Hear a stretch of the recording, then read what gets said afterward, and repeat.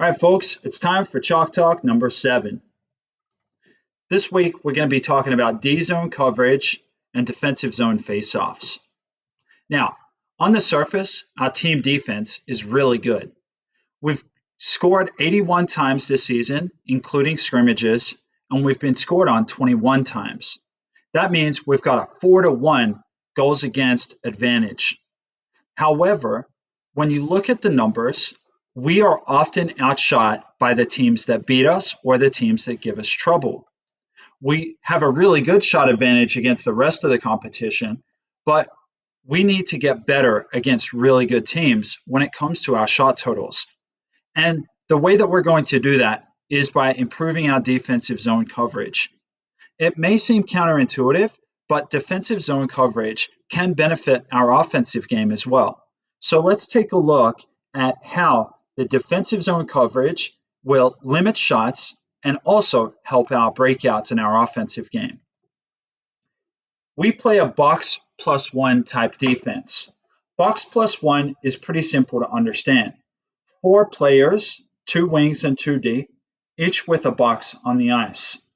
The center is a floater. His job is to go to the puck battle and help support and make sure that he's one step ahead of the play. That way, he can break out through the middle of the ice for the breakout passes. What's been happening in games is this. When the puck is in the corner, our defense does a nice job of covering their locations, and our center is getting in on the check hard, but our wingers have been getting below these lines and involved in the scrum for the puck. Now, this is causing some problems for a few reasons. One, that what tends to happen is this winger then floats to kind of fill things in, and we get crowded on one side of the ice. 2, what happens is this puck often gets kicked out to the points against good teams, and that's where their shots are coming from. And then 3, it makes it hard for us to break out the puck because everybody's in the same place, so there's nobody to kick it out to. What we're asking our wingers to do in this type of defense, in the box plus one, is to stay above the hash marks on the wall when there's a puck battle in the corner. The reason is because hopefully that puck is going to squirt out to you. The center comes through the center of the ice, and you play the puck through to them for the breakout. By staying high, you're not only covering the point, but you're also making our breakouts more effective. The backside winger also has the responsibility to stay high. Find the defenseman in the defensive zone and make that your mark. Stay with them and make sure that there's no D-to-D pass available to them. And then when you see the center going to the middle of the ice, get on your horse and get into that foot race. All right, so that's enough about how we want the box plus one to function.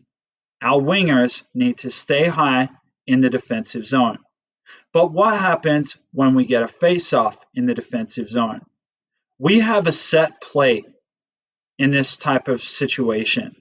This is very important, particularly late in games when the other team is really pushing hard to score. When the face-off occurs, our center is automatically going to try and win it back to the corner. If it's on this side, they're still trying to win it back to the corner.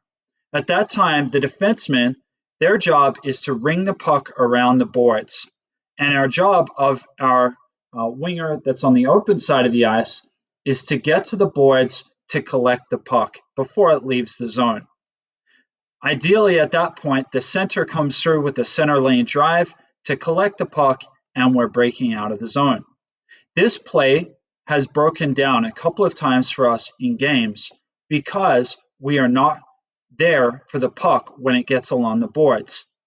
Make sure that if you are the open side winger in a defensive zone breakout, that you're getting to the wall on the other side of the ice in a hurry. All right, we've covered the box plus one, and we've talked about defensive zone face-offs. If you have any questions about this, see Coach Christopher or myself in practice, and we'll go over it with you. Guys, this is how you beat good